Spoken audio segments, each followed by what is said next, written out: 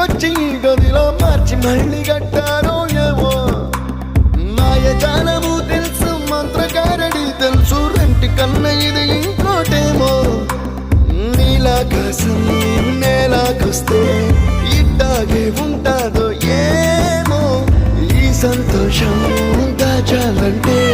హృదయాలు ఓ వంద కావాలేమో ఇంతందంగా ఉంటుందా ఈ లోకం ఇన్నాళ్ళు ఈ మనసుకి తెలియాలేదే పాపం